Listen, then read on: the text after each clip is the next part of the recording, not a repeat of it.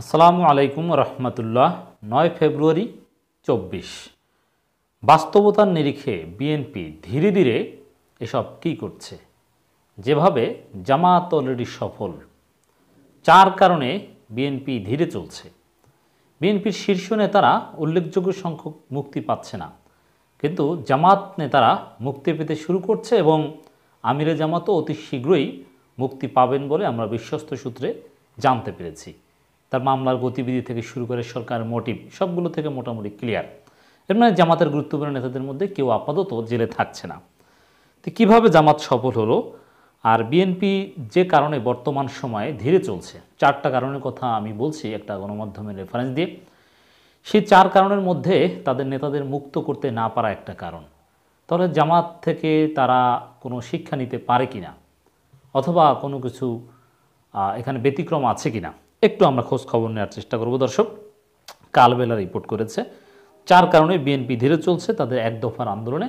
It's right, absolutely right. সঠিক কারণগুলি এখানে কালবেলা আইডেন্টিফাই করতে পেরেছে। বাস্তবতার নিরিখে মোটা দাগে 4 কারণে ধীরে চলছে রাজপথের বিরোধী দল বিএনপি। হ্যাঁ, এই মুহূর্তে ধীরে চলাটা এটা বাস্তবতার নিরিখে জরুরি এবং বিএনপি সঠিক পথে আছে।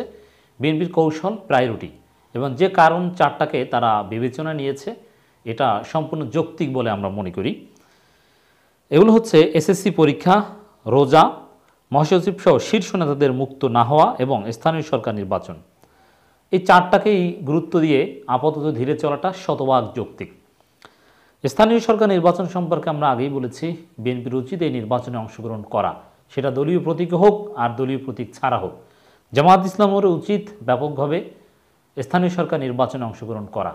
এটা তাদের সাংগঠনিক গতিশীলতার জন্য দরকার এবং রাজনীতি ধরে রাখার জন্য দরকার, এবং সরকারের বিরুদ্ধে আন্দোলনের অংশ হিসেবেও স্থানীয় সরকার নির্বাচনে অংশগ্রহণ করা উচিত। এখন নেতাদের মুক্ত করাটা জরুরি। নেতাদের মুক্ত করতে পারলে বিএনপি আরেকটু কঠিন কর্মসূচি দিতে পারত এবং সরকারকে আরও চাপে রাখতে পারত। দেখেন, বিএনপি যদি কালো পতাকা মিছিল না দিত, 2 দিন কালো পতাকা মিছিল কর্মসূচি পালন করেছে, এটা যদি না দিত তাহলে এতদিন মির্জা ফখরুল থেকে শুরু করে নেতারা মুক্তি পেয়ে যেতেন। তো এক্ষেত্রে জামাত কিভাবে সফল হলো, বিএনপি সেখান থেকে কোনো ধরনের শিক্ষা নিতে পারে কিনা, জনগণের পারসেপশন এখানে কি হতে পারে? দর্শক, এটা কিভাবে জনগণ মূল্যায়ন করবে? এর উত্তর হচ্ছে, আসলে জামাতের এখানে কোনো সফলতা আমি দেখি না। জামাতকে তো সর্বোচ্চ শাস্তি দিয়ে, সবচেয়ে বেশি জুলুম করে, তারপরে সরকারের খায়েশ পূর্ণ হয়ে গিয়েছে, তারপরে ছেড়ে দিয়েছে।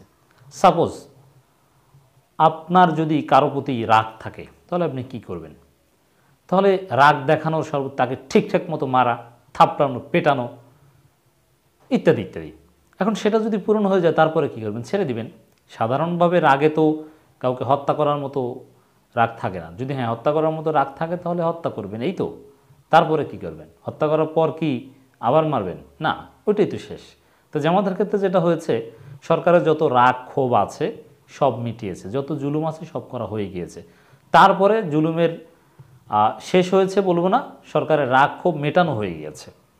কারণ যেসব কারণে জামাতের সেক্রেটারি জেনারেল থেকে শুরু করে অন্য নেতাদের 3 বছরের কাছাকাছি পর্যন্ত জেলে রাখা হয়েছে, যাতে 3 দিনও জেলে রাখার কথা না, অথবা রাজনৈতিক প্রতিহিংসা বশত গ্রেপ্তার করলে 19 দিন, 20 দিন, 1 মাসের মধ্যে মুক্ত পাওয়ার কথা, অথচ 3 বছর, 2.5 বছর এক একজনকে, 3 বছরের বেশি কাউকে কাউকে জেলে রাখা হয়েছে। আর কি করবে?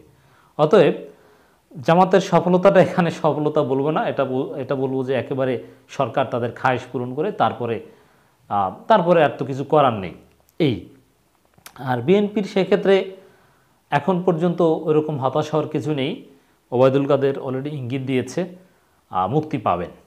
এই জন্য আমরা বিশ্বাস করি যে বিএনপি যে কৌশলে আছে, ধীরে চলো নীতি, এই ধীরে চলো নীতিতে যে কোনো সময় মুক্তি পেয়ে যাবেন, এতে বেশি সময় লাগবে না। কিন্তু ওই কালো পতাকা মিছিলের মতো একটু কঠিন বা রাজপথে একটু নড়াচড়া করলেই দেখবেন যে আবার নতুন মামলায় গ্রেপ্তার, আবার জামিন পাচ্ছে না ইত্যাদি ইত্যাদি। এর মানে জামিন বা এগুলো আসলে সরকারের কৃপার উপর অনেকটা নির্ভর করে, বোঝাই যাচ্ছে। সংশ্লিষ্টরা জানান এসব কারণে আগামী কয়েক মাস বড় বা লাগাতার কর্মসূচি থাকছে না বিএনপি ও মিত্ররা। তাহলে দর্শক, আপাতত আপনাদের জন্য একটা নিউজ যে আপাতত বড় কোনো কর্মসূচি রাজপথে আসছে না।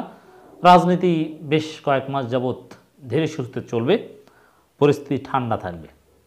তবে হ্যাঁ, এরই পর এই যে 4টা কারণ যদি অতিবাহিত হয়ে যায়, যেমন এসএসসি পরীক্ষা, রোজা, ঈদের পর আসবে, তারপরে এর মধ্যে হয়তো তারাও মুক্তি পাবে, তারপরে দেখবেন যে অর্থনৈতিক অবস্থা খারাপ হবে।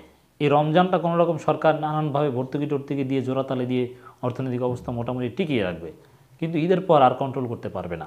তখন সেই সুযোগ নিয়ে আবারও বিএনপি জামাত বিরোধী দলগুলো বড় কর্মসূচি দেওয়ার চেষ্টা করবে। তার আগে ঘরোয়া আলোচনা, সেমিনার, অথবা সর্বোচ্চ সপ্তাহে 1 দিন 2 দিন একটু রাস্তার পাশে ছোটো আকারে বিক্ষোভ মিছিল এগুলো করতে পারে, কিন্তু লার্জ স্কেলে কোনো কর্মসূচি আপাতত কয়েক মাস দিতে যাচ্ছেন, এটা নিশ্চিত। বিশেষ করে নিত্য প্রয়োজনীয় দ্রব্যমূল্য ঊর্ধ্বগতি এবং নাগরিক দুর্ভোগ হয়রানি প্রতিবাদ গুরুত্বপূর্ণ বিষয় রাজপথে সোচ্চার থাকবে বিএনপি, সেটা ওই ছোটো আকারে যেটা বললাম। সেই সঙ্গে সাংগঠনিক দুর্বলতা কাটাতে মূল দলসহ অঙ্গ সংগঠনগুলো তো গোছাতে চান বিএনপি নীতি নির্ধারকরা, এটা জরুরি, এখান থেকে সফল হতে পারে। দেখেন, বিএনপি তাদের নেতৃত্বের অনুপস্থিতিতে অনেকটা দুর্বল, অনেক সেটব্যাক আমরা দেখেছি, কিন্তু জামাত কিন্তু এখানে সফল। জামাত কিভাবে সফল? জামাতের সাংগঠনিক দুর্বলতা নেতাদের অনুপস্থিতিতে মোটেও প্রতিমান হয়নি। দেখেন, জামাতের সেক্রেটারি জেনারেল গ্রেপ্তার হওয়ার সাথে সাথে ভারপ্রাপ্ত সেক্রেটারি জেনারেল দেওয়া হয়েছে, আমির গ্রেপ্তার হওয়ার সাথে সাথে ভারপ্রাপ্ত আমির দেওয়া হয়েছে। মানে সাংগঠনিক গতিশীলতা কতটা সুন্দর দেখছেন। তারা কিন্তু ঠিকই তাদের দায়িত্ব বা সাংগঠনিক কাজ অ্যাটলিস্ট সুন্দরভাবে করতে পেরেছেন। সাংগঠনিক কোনো ঘাটতি জামাতের ক্ষেত্রে প্রতিমান হয়নি। কিন্তু মির্জা ফখরুলের অনুপস্থিতিতে ভারপ্রাপ্ত মির্জা ফখরুল বা ভারপ্রাপ্ত মহাসচিব নেই, এর মানে বড় একটা ঘাটতি। এবং চেয়ারপারসন আছেন, কিন্তু তিনি তো দেশে নাই, ঠিক আছে, ওটা ভার্চুয়ালি ভালোই তারেক রহমান নেতৃত্ব দিচ্ছেন। কিন্তু বিএনপির মতো একটা দলের ভারপ্রাপ্ত মহাসচিব থাকবে না, অথচ মহাসচিব মাসের পর মাস অনুপস্থিত থাকবে, অথচ যে দলটাই মহাসচিব ভিত্তিক, এটা মারাত্মক দুর্বলতা। এটার পেছনে অনেক রহস্য আছে। তো বিএনপিকে এই সমস্যাগুলো সমাধান করতে হবে। এই বিষয়গুলো জামাত থেকে বিএনপি শিখতে পারে, যে সাংগঠনিক দুর্বলতা, অমুক তমুক, কাকে ভারপ্রাপ্ত মহাসচিব বানানো হবে, আবার কে রাগ হবে, কে নিতে চাইবে না, মানে এভাবে তো একটা সংগঠন চলে না। স্বাভাবিকভাবে ভারপ্রাপ্ত মহাসচিব এগুলোর বিধান আছে, বিএনপির গঠনতন্ত্রে প্র্যাকটিস আছে, ভারপ্রাপ্ত চেয়ারপারসন আছে, ভারপ্রাপ্ত মহাসচিব থাকলে দোষ কী? অথচ দলটাই মহাসচিব ভিত্তিক, নয়াপল্টন কার্যালয় হচ্ছে মহাসচিবের কার্যালয়। তো বিএনপির দুর্বলতাটা বুঝতে পারছেন আসলে দর্শক।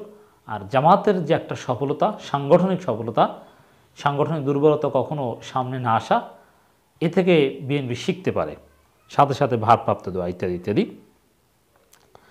তাছাড়া রমজান মাসে ইফতার আয়োজন করা হবে, এটা 12 মাস মানে 5 বছরই চলে। রাজনীতির যে 5 বছর টেনিউর, তাতে ইফতার মাহফিল বা এগুলো চলে। উপজেলা নির্বাচনেও বিএনপি কিছুটা অ্যাটেনশন দিবে বলে আমরা জানতে পেরেছি। তো এতে সব মিলিয়ে বিএনপি ঈদুল আজহা পর্যন্ত বড় কর্মসূচিতে যাচ্ছে না। তাহলে ঈদুল আজহার পর বিএনপি বড় কর্মসূচি দিতে পারে বলে আমরা ধারণা করছি।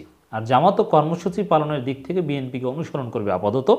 নানান কারণে জোট আপাতত সামনে আনতে যাচ্ছে না দুই পক্ষই, বিএনপিও না জামাতও না।